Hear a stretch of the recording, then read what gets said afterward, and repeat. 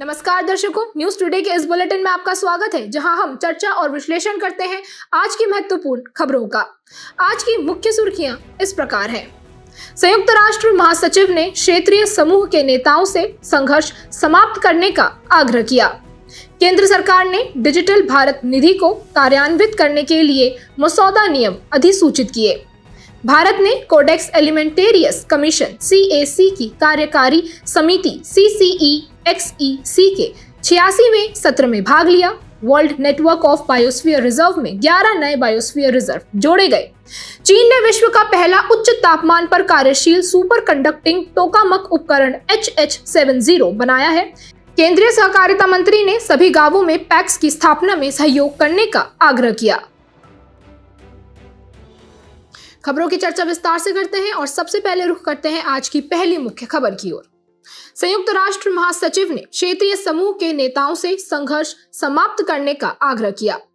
हाल ही में संयुक्त राष्ट्र महासचिव ने शंघाई सहयोग संगठन SCO के 24वें शिखर सम्मेलन को संबोधित किया। इस संबोधन के दौरान उन्होंने कहा कि SCO के पास अफगानिस्तान में शांति स्थापित करने की क्षमता है और ये उसकी जिम्मेदारी भी है।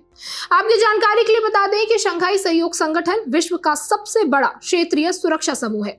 इसके अलावा संयुक्त राष्ट्र महासचिव ने जलवायु परिवर्तन एवं डिजिटल प्रौद्योगिकियों को दुनिया के अस्तित्व के लिए दो सबसे गंभीर खतरे के रूप में बताया है। इनसे निपटने के लिए उन्होंने विश्व में व्याप्त गहरे विभाजन और संघर्षों को समाप्त करने की अपील भी की है। इन वैश्विक चुनौतियों को देश केवल व्यक्तिगत स्तर पर हल नहीं कर सकते हैं, इसलिए क्षेत्रीय बहुपक्षवाद आवश्यक है।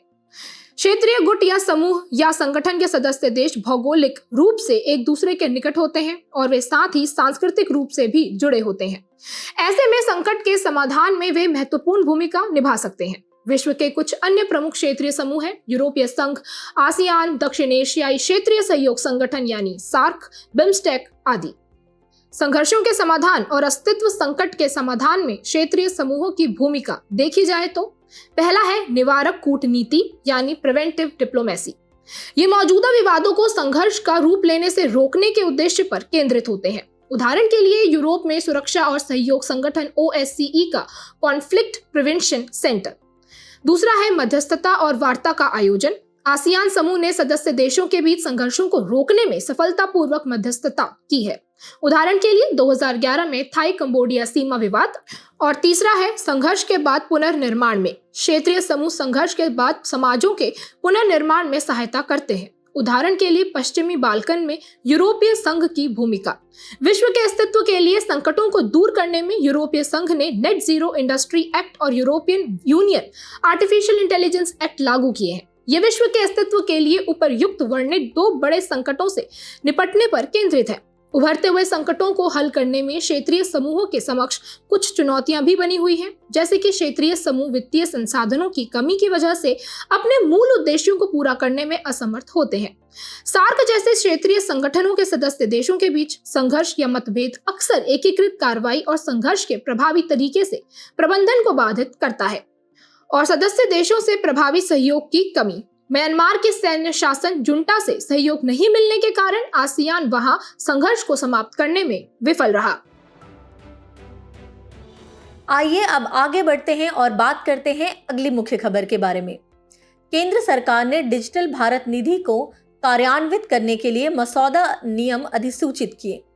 दूरसंचार विभाग DOT ने दूरसंचार नियम 2024 के मसौदे को अधिसूचित किया है। इसे दूरसंचार अधिनियम 2023 की धारा 26 और 56 के अंतर्गत अधिसूचित किया गया है। डिजिटल भारत निधि यानी DBN के बारे में बात करें तो दूरसंचार अधिनियम 2023 के अंतर्गत डिजिटल भारत निधि बनाने का प्रावधान किया गया है। यह निधि भारतीय टेलीग्राफ अधिनियम 1885 के अंतर्गत बनाए गए यूनिवर्सल सर्विस ऑब्लिगेशन फंड यानी USOF की जगह लेगी। आपकी जानकारी के लिए बता दें कि USOF निधियों का एक पुल है। इसमें यूनिवर्सल एक्सेस लेवी लगाने से अर्जित राशि को जमा किया जाता है। गौरतलब है कि यूनिवर्सल एक्सेस लेवी के तहत दूरसंचार विभाग से दूरसंचार लाइसेंस प्राप्त करने वाली कंपनियों के समायोजित सकल राजस्व के 5% की दर से लाइसेंस शुल्क वसूला जाता है। डिजिटल भारत निधि के अंतर्गत वित्त वर्ष के अंत में बची शेष राशि व्यपगत नहीं होगी। इसका अर्थ है कि अगले वित्त वर्ष में भी इसका उपयोग किया जा सकता है। इसके उद्देश्य उन ग्रामीण, दूरदराज और शहरी क्षेत्रों में दूरसंचार सेवाओं तक पहुंच व वितरण को बढ़ावा देना, जहां ये सेवाएं पहुंच नहीं सकी है, तथा दूरसंचार सेवाओं व प्रौद्योगिकियों के अनुसंधान और विकास का समर्थन करना आदि है। खबर में आगे बढ़ते हैं और मसौदा नियमों के मुख्य बिंदुओं पर एक नजर डालते हैं। डिजिटल भारत निधि के तहत निधियों को कई माध्यमों से कार्यान्वयन करने वालों को आवंटित किया जा सकता है, जैसे बोली यानी बिडिंग के माध्यम से, दूरसंचार सेवाओं को बढ़ावा देना और उनका समर्थन करना। इससे दूरसंचार सेवाओं से रहित ग्रामीण, दूरदराज और शहरी क्षेत्रों की स्थापित दूरसंचार सेवाओं तक पहुंच और उनका वितरण सुनिश्चित हो सकेगा। और इसके अलावा नामांकन यानी नॉमिनेशन के माध्यम से नई या भविष्य की दूरसंचार प्रौद्योगिकियों या उत्पादों या सेवाओं आदि के अनुसंधान और विकास को बढ़ावा देना तथा उनका समर्थन करना। डिजिटल भारत निधि के तहत स्थापित दूरसंचार नेटवर्क को साझा करना। डिजिटल भारत निधि का कार्यान्वयन करने वाली संस्था दूरसंचार नेटवर्क और दूरसंचार सेवाओं को मुक्त रूप से एवं बिना भेदभाव के साझा करेगी व उपलब्ध कराएगी। भारत ने कोडेक्स एलिमेंटेरियस कमीशन (CAC) की कार्यकारी समिति CCEX-EC के 86वें सत्र में भाग लिया। खाद्य संरक्षा और मानक प्राधिकरण FSSAI ने रोम में आयोजित CCEX-EC सत्र में भारत का प्रतिनिधित्व किया है। आपको बता दें कि भारत इस सत्र में भौगोलिक क्षेत्रीय प्रतिनिधित्व के आधार पर निर्वाचित सदस्य के रूप में शामिल हुआ। खबर की शुरुआत में कोडेक्स एलिमेंटेरियस कमीशन सत्र के मुख्य बिंदुओं पर एक नजर डालते हैं। भारत ने खाद्य पैकेजिंग में पुनर्नवीनीकृत सामग्री पर कोडेक्स गाइडेंस का प्रस्ताव किया। गौरतलब है कि भारत ने पॉलीथीन, टेरिफ्थेलैट, PET कंटेनर्स, बोतलों आदि के पुनर्चक्रण पर दिशा निर्देश भी साझा किए। ज्ञातव्य है कि ये दिशा निर्देश FSSAI ने विकसित किए हैं। इसके अलावा भारत ने मसालों जैसे इलायची, हल्दी और वेनिला आदि के लिए खाद्य संरक्षा मानक विकसित करने का समर्थन किया। इससे अंतर्राष्ट्रीय व्यापार को सुगम बनाने में मदद मिलेगी। इसके अतिरिक्त भारत ने वनस्पति तेलों के लिए मानक विकसित करने तथा शिगा टॉक्सिन उत्पादक एस्चेरिचिया कोलाई के नियंत्रण के लिए दिशा निर्देश तैयार करने का भी समर्थन किया। चलिए अब कोडेक्स एलिमेंटेरियस कमीशन CAC के बारे में विस्तार से जानकारी प्राप्त कर लेते हैं। उत्पत्ति की बात करें तो यह खाद्य पदार्थों के लिए मानक निर्धारित करने वाली एक अंतर्राष्ट्रीय संस्था है। इसकी स्थापना 1963 में खाद्य और कृषि संगठन FAO तथा विश्व स्वास्थ्य संगठन WHO ने संयुक्त रूप से की थी। इसका उद्देश्य उपभोक्ता के स्वास्थ्य की रक्षा करना और खाद्य पदार्थों के व्यापार में उचित व्यवहार सुनिश्चित करना है। इसके लिए कमीशन ने कोडेक्स एलिमेंटेरियस नामक खाद्य पदार्थ मानक विकसित किए हैं। गौरतलब है कि कोडेक्स एलिमेंटेरियस वास्तव में अंतर्राष्ट्रीय मानकों, दिशा निर्देशों और कोड ऑफ प्रैक्टिस का एक संग्रह है। इसका उद्देश्य उपभोक्ताओं के स्वास्थ्य की रक्षा करना और खाद्य व्यापार में उचित व्यवहार सुनिश्चित करना है। ये मानक स्वैच्छिक हैं। इसके अलावा WTO के agreements on sanitary and phytosanitary measures यानी SPS एग्रीमेंट के सदस्य देशों को कोडेक्स एलिमेंटेरियस के अनुरूप अपने राष्ट्रीय नियम बनाने के लिए प्रोत्साहित करता है। इसमें कुल 189 सदस्य हैं, जिनमें 188 सदस्य देश और यूरोपीय संघ शामिल हैं। इसका मुख्यालय रोम में है। खबर के अंत में इससे जुड़े अन्य संबंधित तथ्य जान लेते हैं। FSSAI ने नए लेबलिंग पैटर्न का प्रस्ताव रखा। FSSAI ने प्रस्तावित किया है कि पैकेज्ड खाद्य पदार्थों के लेबल पर चीनी, नमक और संतृप्त वसा की मात्रा से संबंधित पोषण संबंधी जानकारी बोल्ड अक्षरों के साथ बड़े फॉन्ट में दी जानी चाहिए। इसके अलावा खाद्य संरक्षा और मानक विनियम 2020 खाद्य उत्पाद लेबल पर सर्विंग साइज और पोषण संबंधी जानकारी का उल्लेख करने की आवश्यकताओं को निर्दिष्ट किए जाने का प्रावधान करते हैं। महत्व की बात करें तो ये उपभोक्ताओं को स्वस्थ खाद्य पदार्थ चुनने में मदद करेंगे। इनसे गैर संचारी रोगों यानी NCD के प्रसार को रोकने में भी मदद मिलेगी आदि। चलिए अब रुक करते हैं आज की अगली मुख्य खबर की ओर। World network of biosphere reserve में 11 नए बायोस्फीयर रिजर्व जोड़े गए।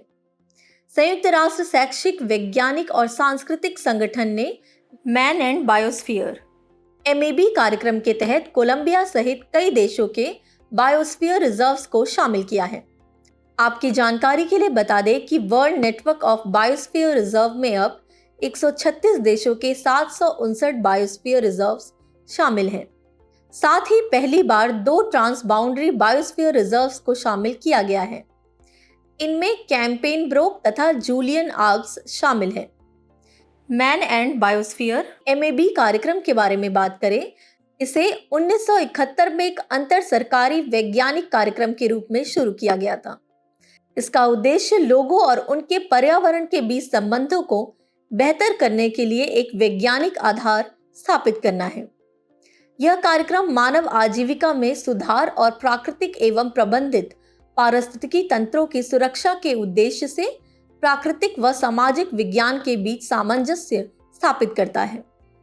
यह ऐसे आर्थिक विकास को बढ़ावा देता है जो सामाजिक और सांस्कृतिक रूप से उपयुक्त एवं पर्यावरणीय रूप से टिकाऊ है। गौरतलब है कि भारत के 18 बायोस्फीयर रिजर्व में से 12 को यूनेस्को के world network of biosphere reserve में शामिल किया गया है। इस कार्यक्रम के तहत नीलगिरी बायोस्फीयर रिजर्व को सबसे पहले शामिल किया गया था। खबर में आगे बढ़ते हैं और बायोस्फीयर रिजर्व के बारे में विस्तार से जानकारी प्राप्त कर लेते हैं। ये स्थलीय, तटीय या समुद्री पारिस्थितिकी तंत्र में विविध प्राकृतिक और सांस्कृतिक परिदृश्यों का प्रतिनिधित्व करने वाले क्षेत्र हैं। यह 3 मुख्य क्षेत्रों से मिलकर बनता है। कोर एरिया, इसमें अत्यधिक संरक्षित क्षेत्र शामिल होता है। यहाँ सख्त नियम लागू होते हैं। बफर जोन, इस क्षेत्र का वैज्ञानिक अनुसंधान आदि को मजबूत करने वाली गहन पारिस्थितिकी पद्धतियों के साथ संगत गतिविधियों के लिए उपयोग किया जाता है। और अंत में है ट्रांजिशन एरिया। इस क्षेत्र में समुदाय सामाजिक, सांस्कृतिक और पारिस्थितिक रूप से टिकाऊ गतिविधियों को बढ़ावा देते हैं। खबर के अंत में भारत में स्थित विभिन्न बायोस्फीयर रिजर्व को भी देख लेते हैं, जिनमें शामिल हैं हिमाचल प्रदेश में शीत मरुस्थल, उत्तराखंड में नंदा देवी, गुजरात में कच्छ, मध्य प्रदेश में पचमढ़ी और पन्ना, छत्तीसगढ़ मध्य प्रदेश में अचानक मार अमरकंटक, कर्नाटक में नीलगिरी, तमिलनाडु और केरल में अगस्त्य मलाई, सिक्किम में कंचनजंगा, असम में मानस और डिब्रू सैखोवा, अरुणाचल प्रदेश में देहांग देबांग, मेघालय में नोकरेक, पश्चिम बंगाल में सुंदरबन, ओडिशा में सिमलीपाल, आंध्र प्रदेश में शेषाचलम, तमिलनाडु में मन्नार की खाड़ी और अंडमान एवं निकोबार द्वीप समूह में ग्रेट निकोबार। बढ़ते हैं अगली मुख्य खबर की ओर। चीन ने विश्व का पहला उच्च तापमान पर कार्यशील सुपर कंडक्टिंग टोकामक उपकरण HH70 बनाया है। इससे पहले यूरोपीय संघ और जापान ने जापान में विश्व का सबसे बड़ा और सबसे उन्नत टोकामक फ्यूजन रिएक्टर JT60SA शुरू किया था। साथ ही इंटरनेशनल थर्मोन्यूक्लियर एक्सपेरिमेंटल रिएक्टर यानी ITER के लिए संलयन यानी फ्यूजन संबंधी अनुसंधान को आगे बढ़ाने के लिए समर्थन देने की प्रतिबद्धता भी व्यक्त की गई थी। टोकामक एक नियंत्रित थर्मोन्यूक्लियर फ्यूजन मशीन है जिसका आकार डोनट के समान टॉरॉइडल है। खबर की बेहतर समझ के लिए नाभिकीय संलयन यानी न्यूक्लियर फ्यूजन के बारे में विस्तार से जानकारी प्राप्त करते हैं। इसके अंतर्गत 2 या 2 से अधिक हल्के परमाणु जुड़कर एक बड़े परमाणु का निर्माण करते हैं। इसमें भारी मात्रा में ऊर्जा विमुक्त करते हैं। दूसरी ओर परमाणु विखंडन यानी फिजन में ऊर्जा विमुक्त करने के लिए एक बड़ा परमाणु 2 या 2 से अधिक छोटे परमाणुओं में विभाजित होता है। अधिकांश संलयन रिएक्टर ड्यूटेरियम या ट्रिटियम के मिश्रण का उपयोग करते हैं।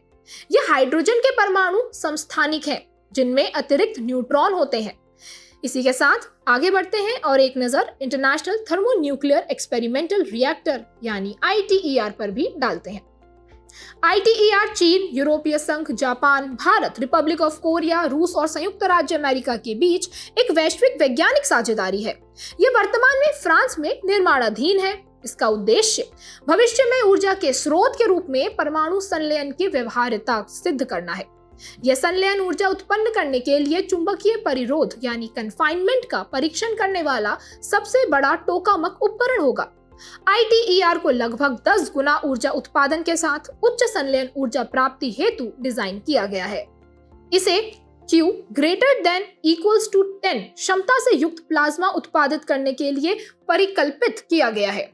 यहाँ Q greater than equals to 10 का अर्थ है प्लाज्मा में 50 मेगावाट तापन शक्ति का समावेशन करने से कम 500 मेगावाट संलयन ऊर्जा का उत्पादन होगा। साथ ही आपकी जानकारी के लिए बता दें कि यूनाइटेड किंगडम में यूरोपीय जेट फैसिलिटी द्वारा टोकामक में संलयन ऊर्जा उत्पादन में Q का वर्तमान रिकॉर्ड 0.67 के बराबर है। खबर के अंत में ITER इंडिया के बारे में भी जानकारी प्राप्त कर लेते हैं। भारत औपचारिक रूप से 2005 में ITER परियोजना में शामिल हुआ था। ITER इंडिया एक भारतीय घरेलू एजेंसी है। ये प्लाज्मा अनुसंधान संस्थान IPR की एक विशेष रूप से अधिकार प्राप्त परियोजना है। IPR भारत सरकार के परमाणु ऊर्जा विभाग के तहत एक सहायता प्राप्त संगठन है। ITER इंडिया ITER पैकेज की डिलीवरी के लिए जिम्मेदार है और साथ ही ITER पैकेज में cryostat, involve shielding, cooling, water system, cryogenic system, ion cyclotron RF heating system आदि शामिल है। बढ़ते हैं अगली मुख्य खबर की तरफ। केंद्रीय सहकारिता मंत्री ने सभी गांवों में पैक्स की स्थापना में सहयोग करने का आग्रह किया। 102वें अंतर्राष्ट्रीय सहकारिता दिवस पर केंद्रीय गृह और सहकारिता मंत्री ने सहकारी समितियों के हितधारकों से देश के सभी गांवों और ब्लॉक्स में प्राथमिक कृषि ऋण समितियों यानी पैक्स की स्थापना में सहयोग करने का आग्रह किया है। अंतर्राष्ट्रीय सहकारिता दिवस हर साल जुलाई के महीने में पहले शनिवार को मनाया जाता है। पहली बार इस दिवस का आयोजन 1923 में अंतर्राष्ट्रीय सहकारी गठबंधन ICA ने किया था। खबर की बेहतर समझ के लिए प्राथमिक कृषि ऋण समितियों यानी पैक्स के बारे में विस्तार से बात करते हैं। पैक्स अल्पकालिक सहकारी ऋण संरचना की जमीनी स्तर की शाखाएं हैं। ये समितियां ऋण चाहने वाले व्यक्ति और उच्च वित्त पोषण एजेंसियों यानी अनुसूचित वाणिज्यिक बैंकों एवं RBI या नाबार्ड के बीच अंतिम कड़ी के रूप में कार्य करती है। पैक्स प्रत्यक्ष रूप से ऋण के लिए आवेदन करने वाले ग्रामीणों मुख्यतः किसानों को ऋण उपलब्ध कराती है। इसके अलावा ये किसानों को बीज, उर्वरक और कीटनाशक भी वितरित करती है और इस रूप में विपणन कार्य भी करती है। वर्तमान में देश भर में लगभग 65,000 पैक्स कार्य कर रही हैं। सरकार ने 2029 तक देश की सभी पंचायतों में उनकी अपनी पैक्स गठित करने का लक्ष्य निर्धारित किया है। इसी के साथ पैक्स के महत्व को भी समझने का प्रयास करते हैं। ये भारत की सहकारी बैंकिंग प्रणाली का प्राथमिक आधार है। ये किसानों को कई तरह की सुविधाएं प्रदान करती हैं, जैसे ऋण, इनपुट्स, बाजार मूल्यवर्धन आदि। इसके अलावा पैक्स अपने वेयर हाउस को ग्रामीण कृषि बाजारों में कृषि जिंसों की भौतिक और वित्तीय आपूर्ति श्रृंखला के साथ या निजी क्षेत्र के वेयर हाउस के साथ एकीकृत करके भी प्रमुख भूमिका निभा सकती है। आखिर में भारत में सहकारिता को बढ़ावा देने के लिए संचालित पहलों पर भी एक नजर डालते हैं। पहला है 97वां संविधान संशोधन अधिनियम 2011। इस कानून के तहत सहकारी समितियों को संवैधानिक दर्जा दिया गया है। दूसरा है केंद्रीय सहकारिता मंत्रालय। इस मंत्रालय की स्थापना 2021 में सहकार से समृद्धि के विजन को साकार करने के लिए की गई थी। और तीसरी पहल है बहुराज्य सहकारी समितियां संशोधन अधिनियम 2023। इस कानून के उद्देश्य बहुराज्य सहकारी समितियों में गवर्नेंस को मजबूत करना, पारदर्शिता एवं जवाबदेही बढ़ाना और चुनावी प्रक्रिया में सुधार करना है। बुलेटिन के आखिर में अब बढ़ते हैं आज की संक्षिप्त सुर्खियों की तरफ। केंद्र सरकार ने राष्ट्रीय सुरक्षा परिषद सचिवालय NSCS के भीतर रिपोर्टिंग संबंधों का पुनर्गठन किया है। राष्ट्रीय सुरक्षा परिषद NSC एक त्रिस्तरीय संगठन है। इसका गठन 1998 में हुआ था। यह परिषद सामरिक चिंता से जुड़े राजनीतिक, आर्थिक, ऊर्जा और सुरक्षा संबंधी मामलों की देखरेख करती है। संयुक्त राष्ट्र ने लेबनान इजराइल ब्लू लाइन सीमा पर बढ़ते तनाव के बारे में चेतावनी दी है। आपको बता दें कि इजराइल और लेबनान के बीच कोई आधिकारिक सीमा नहीं है। ब्लू लाइन ही इनके बीच सीमा निर्धारित करती है। इसे संयुक्त राष्ट्र ने 2000 में निर्धारित किया था। ये ब्लू बैरल से बनी है। ये लाइन भूमध्य सागर से लेकर पूर्व में गोलन हाइट्स तक फैली हुई है। एक हालिया सर्वेक्षण में एंडेंजर्ड समुद्री स्तनपाई वैक्विटा की संख्या में भारी गिरावट का पता चला है। वैक्विटा सिटासियन समूह की सबसे छोटी और अब सर्वाधिक संकटग्रस्त प्रजाति है। यह डॉल्फिन और स्पर्म वेल की तरह दांत वाली वेल है। हाल में जारी सैटेलाइट इमेज में दावा किया गया है कि चीन पूर्वी लद्दाख में पेंगोंग त्सो के करीब कुछ संरचना बनाने के लिए खुदाई कर रहा है। पेंगोंग त्सो समुद्र तल से 4350 मीटर की ऊंचाई पर स्थित है और एक एंडोर्फिक यानी भू आबद्ध झील है। इसका अर्थ है कि इसे किसी बाह्य स्रोत से पानी नहीं मिलता है।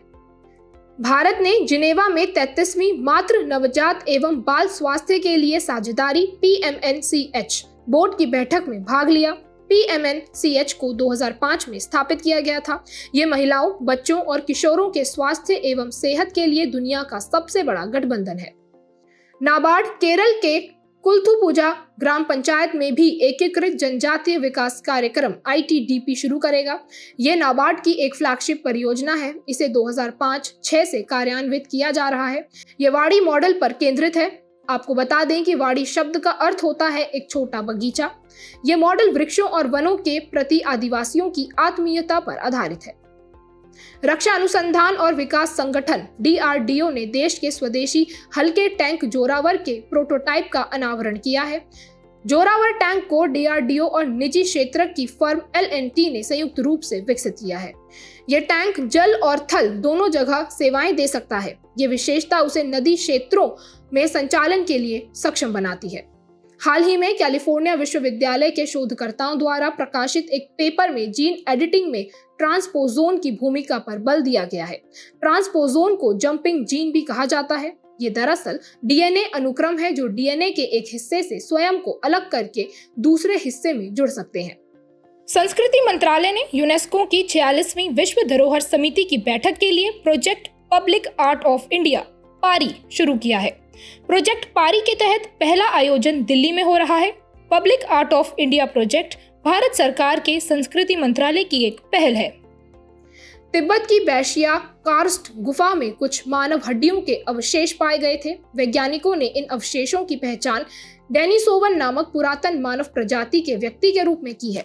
डेनिसोवन होमिनिड की एक विलुप्त प्रजाति है। वे आधुनिक मानव के निकटता से संबंधित थे। जाने से पहले आपकी समझ की परीक्षा के लिए डालते हैं एक नजर हमारे स्पेशल सेगमेंट प्रश्नोत्तरी पर।